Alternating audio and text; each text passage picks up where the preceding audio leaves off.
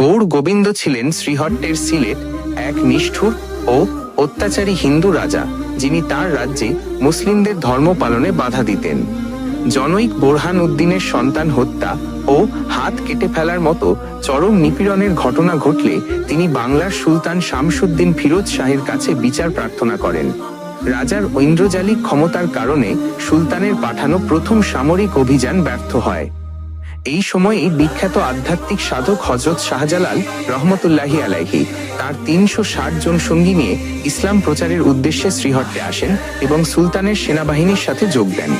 শাহজালালের রহমতুল্লাহি আলাইহি অলৌকিক আধ্যাত্মিক শক্তির কাছে রাজার সকল প্রতিরোধ ও জাদুবিদ্যা সম্পূর্ণরূপে ব্যর্থ হয়।